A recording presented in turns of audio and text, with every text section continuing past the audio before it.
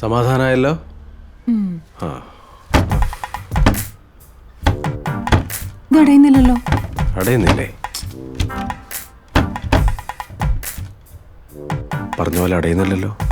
ഇതെങ്ങനെ അടയാനാ? നിങ്ങളുടെ സുപ്രമാമ കള്ളും കുടിച്ചൊരു സൂക്ഷ്മത ഇല്ലാണ്ട് കൊണ്ടുവന്നിട്ട്. പിന്നെ മാമന് നീ വെറുതെ ഓരോന്നും അതും ഇതും പറയണ്ട. മോളെ മാമന് നല്ല അസുഖം, കുറച്ച് വെള്ളവും, ഭയങ്കര ദാഹം.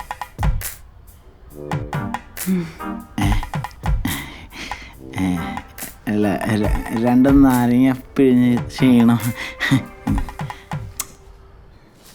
ആദ്യം കട്ട മാത്രമേ ഉണ്ടായിരുന്നുള്ളൂ, ഇപ്പം മതിലും കെട്ടി മാമ.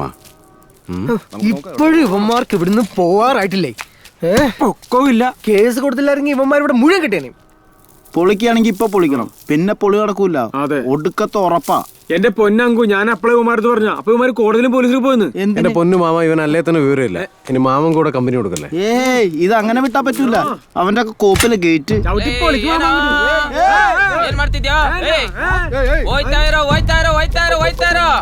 എന്താടാ അവൻ പറയണത്? അത് മാമനോട് ഇറങ്ങി പോടാ പൊന്നാര മോനെ.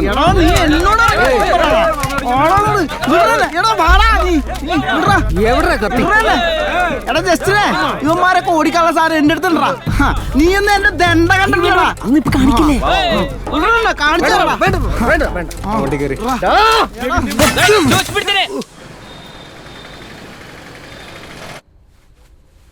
അരുണേട്ടാ, എന്നെയാണോ? എന്താ സ്വാതി? അതെ, നമ്മുടെ അലമാര ഇപ്പോഴും അടയുന്നില്ല. നമുക്കത് നന്നാക്കാൻ ഒരു ആശാരിയെ വിളിപ്പിച്ചാലോ? വിളിച്ചിട്ട് ഇപ്പൊ തന്നെ ഒരു ഉളി എടുത്തോണ്ട് വരാൻ പറഞ്ഞാലോ? എന്റെ സ്വാതി, നിനക്ക് ഉറങ്ങാൻ നേരത്ത് വേറെ എന്തെങ്കിലും ഓർത്തൂടെ? ഇത്രയും നാളത് കൊണ്ടുവരാനായിട്ടായിരുന്നു. ഇപ്പൊ കൊണ്ടുവന്നതായ കുഴപ്പം. അത് സൂക്ഷിച്ചു കൊണ്ടുവരാഞ്ഞിട്ടല്ലേ വാതിൽ പോലും അടയ്ക്കാണ്ട് കൊണ്ടുവന്നേ. ഓ, ഇവിടെ കഴുകി വൃത്തിയാക്കേണ്ടി വരും. ഈ തറയ്ക്ക് ഇച്ചിരി നിറം കിട്ടാൻ. ദിവ്യ, നീ അച്ഛൻ്റെ അടുത്ത് എന്നിട്ടേ ഇത്തിരി പെനോയിലിങ്ങി മേടിച്ചോണ്ട് വന്നേ. ഓ, ആ അലമാര പോയ പിന്നെയാ വീടിനകത്ത് ഇത്തിരി കാറ്റും വെളിച്ചമൊക്കെ ഉണ്ടായത്. ഓ പിന്നെ ആ അലമാര അവിടെ ഇരുന്ന കാലം മുഴുവൻ നിന്റെ തള്ള കൂരിട്ടില്ലല്ലേ ജീവിച്ചോണ്ടിരുന്നത്. അകത്തേക്ക് ചെന്ന് ചോദിക്ക്, എന്നിട്ട് കിട്ടുന്ന മേടിച്ചോ. ഞാനൊന്ന് അപ്പുറം വരെ പോവാ. അമ്മയുടെ പെനോല് കൊടുക്കാൻ മറക്കല്ലേ.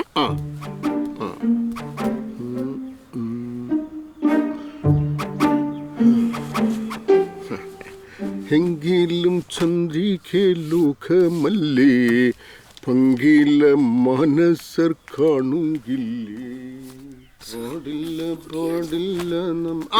കൂരിട്ടൊക്കെ മാറിയല്ലോ, നന്നായി. മരുമക്കളെ വരുതിക്ക് നിർത്തണം, അല്ലെങ്കിൽ തലേ കയറി.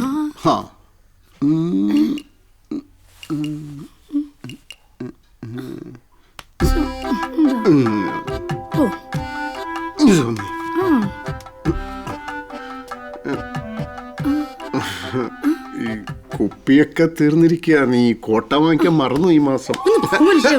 ഏത് സമയത്ത് ഒരു കുപ്പി, എന്തൊരു മനുഷ്യനായത്. അങ്ങനെ പിടിച്ച പിടിയാലെ ബാംഗ്ലൂർ പോയതുകൊണ്ട് അലമാര അവിടെ എത്തിക്കാൻ കഴിഞ്ഞു.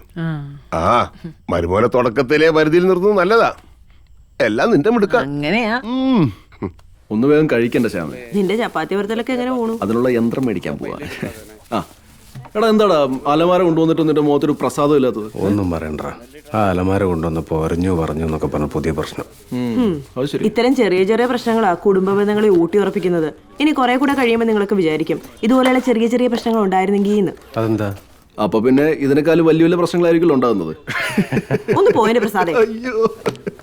എടാ, ഇതാ സ്ഥലത്തിന്റെ ഡോക്യുമെന്റ്സ് നീ വെച്ചോ. ഞാൻ മിക്കവാറും നാട്ടിലൊന്ന് പോകും. അപ്പോ ഇനി വക്കീലെങ്ങാനും വിളിച്ചാല് നീ ഏൽപ്പിച്ചാൽ മതി. പിന്നെ നമ്മുടെ അവിടുത്തെ വർക്കൊക്കെ പോലീസുകാര് ബ്ലോക്ക് ചെയ്തിട്ടുണ്ട്. നീ ആനുവൽ പാർട്ടിക്ക് പറ്റില്ലേ? പിന്നെ എടാ, നിനക്ക് സ്വാധിക്ക് വേണ്ടിയിട്ട് എന്തോമാര് അവിടെ സർപ്രൈസ് ഗിഫ്റ്റ് ഒക്കെ പ്ലാൻ ചെയ്തിട്ടുണ്ട്. പാർട്ടി തന്നെ ഞാൻ സർപ്രൈസ് ആക്കി വെച്ചിരിക്കുക. ട്രെയിനിങ് ബോംബെയിലാണമ്മേ, ഒരാഴ്ചത്തെ. അയ്യോ, പോവാതിരിക്കാൻ പറ്റില്ല.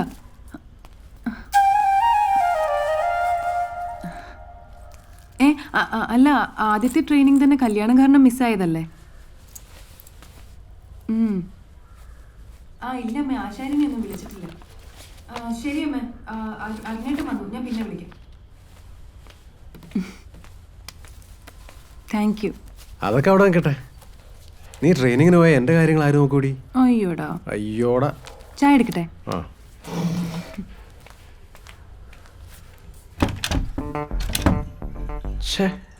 എന്നതിനൊരു തീരുമാനം ഉണ്ടാക്കണം. എന്താ എന്തു പറ്റി? എടി ആശാരി മൂശാരി ഒന്നും വേണ്ട കേട്ടോ, ഒരു ചവിട്ടിന്റെ കുറവുണ്ടായിരുന്നു. നിനക്ക് അത് ആദ്യം കൊടുത്തൂടെ? ആഹാ, അങ്ങനെ ഇപ്പൊ ചവിട്ടി അടയ്ക്കണ്ട. എന്തൊക്കെയായാലും ഈ അലമാരയുടെ ഔദ്യോഗിക ഉദ്ഘാടനം ഞാൻ നിർവഹിക്കുകയാണ്. കൈയടിച്ച് പ്രോത്സാഹിപ്പിക്കുക. ചവിട്ടല്ലേ? ചവിട്ടുന്നില്ല. Phone phone phone phone phone. ഛേ, ഫോൺ വന്നതിന്റെ ഭാഗ്യം. ഹലോ. ഹലോ, എന്താടി? ഞാൻ ബാംഗ്ലൂർ എത്തി എപ്പോ? ഇന്ന് രാവിലെ. ആ, എന്നാ നീ നേരെ ഇങ്ങ് പോരെ. വേണ്ട, ഞാൻ സന്ധ്യയുടെ കൂടെ നിന്നോളാം. എന്തിനാടി നീ വേറെ കൂട്ടുകാരുടെ വീട്ടിലൊക്കെ പോയി താമസിക്കുന്നേ? എക്സാമിന് പോവാൻ അതാ എളുപ്പം. ആ, എന്തെങ്കിലുമൊക്കെ ചെയ്. ഞാൻ ഇവിടെ നിന്നോളാം. എന്നാ നീ സമയം കിട്ടുമ്പോൾ ഇങ്ങോട്ട് വാ. ദിവ്യ ബാംഗ്ലൂരിൽ ഏതോ എക്സാം എഴുതാൻ ഇങ്ങോട്ട് വരുന്നുണ്ടെന്ന്. പക്ഷെ ഏതോ കൂട്ടുകാരുടെ വീട്ടിൽ പോയിട്ടാ താമസിക്കുന്നത്. അവളെങ്ങനെ ഇങ്ങോട്ട് വരാനാ? അവളുടെ ചേട്ടൻ്റെ കൂടെ ഇപ്പൊ രാക്ഷസിയല്ലേ താമസിക്കുന്നത്. നോയിക്കോ, ഇത് സന്ധ്യയുടെ കൂടെ താമസിക്കാനാ പോകുന്നത്. എന്നിട്ട് അവൾ അത് ദിവ്യ ഇവിടെ വന്നിട്ട് എന്റെ കൂടെ താമസിച്ചില്ലെന്ന് പാടി നടക്കും. എടി, എന്റെ അനിയത്തി എന്റെ കൂടെ താമസിച്ചില്ലെങ്കിൽ ഏറ്റവും കൂടുതൽ നാണക്കട എനിക്കല്ലേ? അത് ഞാനങ്ങ് സഹിച്ചു. സഹിച്ചു എന്ന് പറഞ്ഞാ പിന്നെ എല്ലാം തീർന്നല്ലോ. മനുഷ്യന് ദേഷ്യം വരിക. എന്തൊരു കഷ്ടം. ചവിട്ടരുതല്ലേ? ഇതില് വലിയ അത്ഭുതമൊന്നുമില്ല. ഓരോ വീട്ടിലും ആൾക്കാർക്ക് ഒരു കാര്യമില്ലാതെ മെക്കിട്ട് കയറാൻ എന്നെ പോലെ ഓരോ സാധനങ്ങൾ ഉണ്ടാവും. കമ്പായിട്ട് മാറിയെങ്കിലും 3 o'clock. Okay sir. 7 o'clock. എടാ, ഞാനേ ഒരു 7:30 ആകുമ്പോൾ ലീല പാലസിലെത്താം. ഓക്കെ? സ്വാതി. ആ,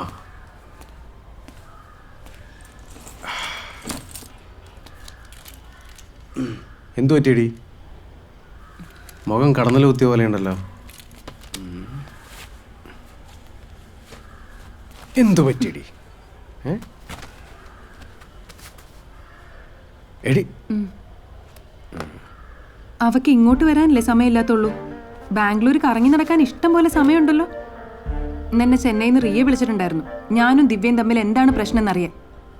ഞാനിപ്പോൾ അവളെ വിളിക്കാറില്ല, നമ്മൾ നാട്ടിൽ പോവാറില്ല. ഞാനെന്തോ ചേട്ടനെ സാരിത്തുമ്പി കെട്ടിയിട്ടിരിക്കാന്നൊക്കെ പറഞ്ഞിരിക്കുന്നത്. ഞാൻ അവളുടെ ചേട്ടന്റെ ഭാര്യയല്ലേ? അത്രേ ഉള്ളോ? ഞാൻ അവളെ വിളിച്ച് പറഞ്ഞോളാം.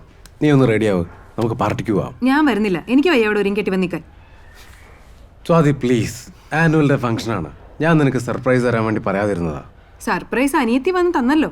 സർപ്രൈസ് എല്ലാവരും നിന്നെ പരിചയപ്പെടാൻ വേണ്ടി വെയിറ്റ് ചെയ്തിരിക്കുക. ഞാൻ അവരോടൊക്കെ എന്ത് പറയും? ഞാൻ വരുന്നില്ല, അത് തന്നെ. നീ വരാതെ പിന്നെ ഞാൻ എങ്ങനെ ഒറ്റയ്ക്ക് പോവും? എങ്ങനെയും പോ. ഛേ, ഈ ദിവ്യയുടെ ഒരു കാര്യം. ഓരോ ദിവസം ഓരോ പ്രശ്നങ്ങളും.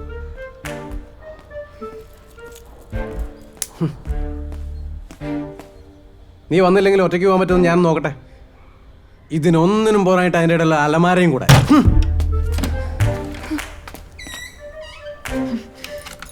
ഇനി എന്റെ അലമാരിൽ എന്തെങ്കിലും വെക്കാൻ ഇങ്ങോട്ട് വാ, കാണിച്ചു തരാം ഞാൻ. ഓ ദൈവമേ, കൈയും കാലും ഉണ്ടായിരുന്നെങ്കിൽ ഇതൊന്നും കാണാനും കേൾക്കാനും നിൽക്കാതെ എങ്ങോട്ടെങ്കിലും ഇറങ്ങി ഓടി രക്ഷപ്പെടാമായിരുന്നു.